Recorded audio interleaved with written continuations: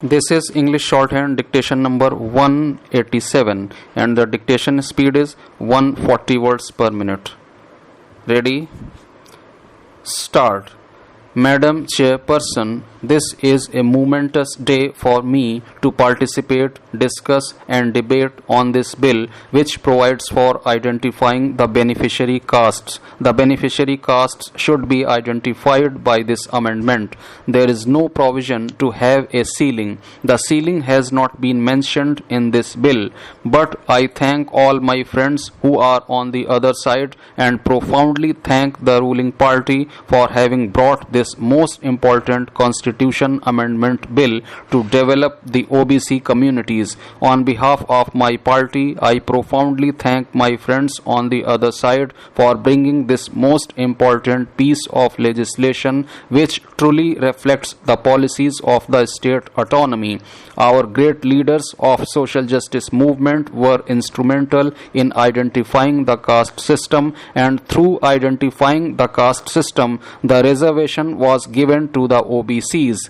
That was identified 100 years ago, and the reservation has existed in our state for more than 100 years in history. This inspired Dr. Ambedkar to bring it into the constitution for upliftment of socially and educationally backward classes. This was a phenomenal thing which happened because of the consistent efforts made by our great leaders and the vociferous fight in the state of Tamil Nadu to uplift the OBC community. Pandit Jawaharlal Nehru brought the first amendment to give reservation in jobs to the OBC community.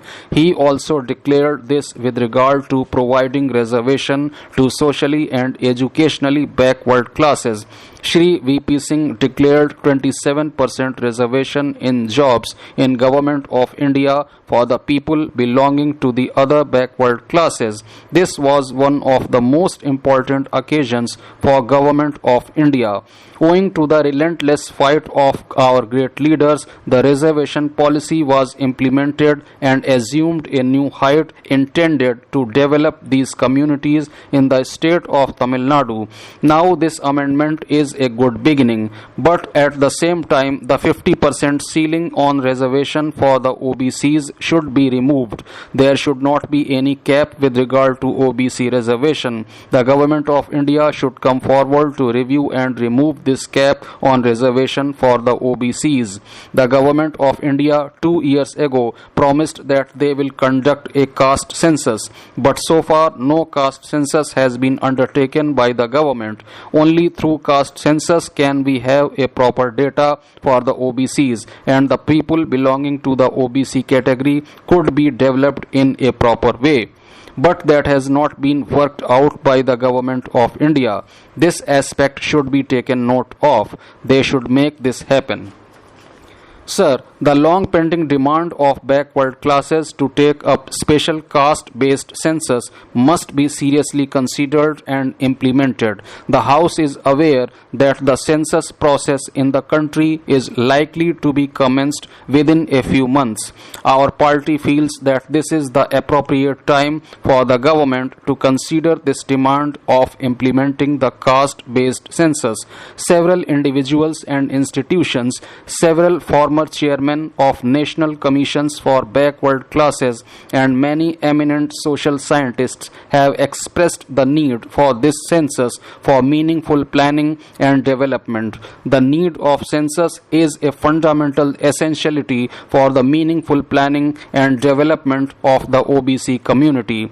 In terms of the principles of affirmative action enabled under the Constitution to improve the conditions of other backward classes, scheduled castes and scheduled tribes, periodic measures have been taken. However, in the law-making bodies of the states, OBCs do not secure representation proportionate to their population. The representation of the citizens from socially and educationally backward classes in the elected bodies at the center and states remains disproportional to the total population. Only 18% and 20% of the total members elected were from the other backward classes in 2009 and 2014 Lok Sabha elections respectively, while the population of the other backward classes is estimated to be around 40 to 55% of the total population. So, another step in advancing the rights of the people belonging to the other backward classes is ensuring a proportionate representation to the people in the representative bodies, that is, the House of the People and the legislative assemblies of the states. I hope that the central government will look into these anomalies in each and every sector and do justice to the community. Sir, I appreciate the amendment of Article 342A of the Constitution. The state enjoys the power to take care of the qualitative and quantitative difference between different classes to take ameliorative measures. Our Constitution is an effective tool of social transformation and removal of inequalities. It intends to wipe off tears from every eye. The social realities cannot be ignored and overlooked while the Constitution aims at the comprehensive removal of disparities. The very purpose of providing reservation is to take care of disparities. There are unequals within the lists of the scheduled castes, scheduled tribes, and the socially and educationally backward classes. The aspiration of equal treatment of the lower strata to whom the fruits of reservation have not effectively reached remains a dream. At the same time, various castes by and large remain where they were, and they remain unequals. Are they destined to carry their backwardness till eternity? The state's obligation is to undertake the emancipation of the deprived sections of the community and eradicate the inequalities.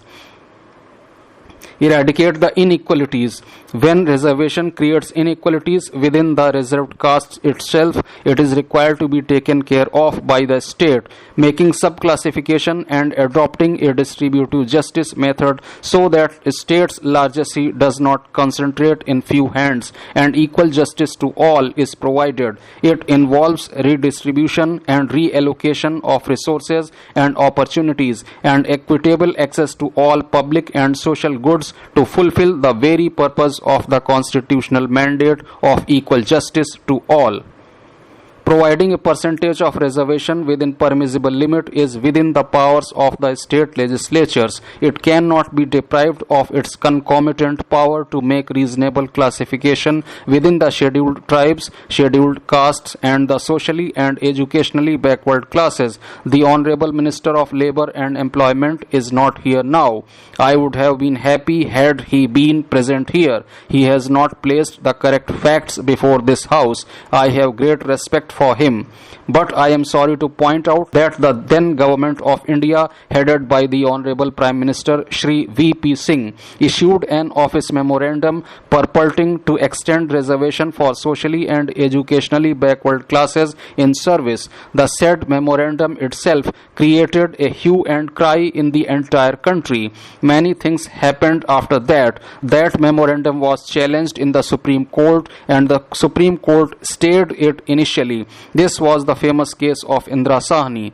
Consequent to change in the government at the center following the general election in the first half of 1991, a constitution bench of the Supreme Court in the Indira Sahni case sought the clear stand of the new government on the issue.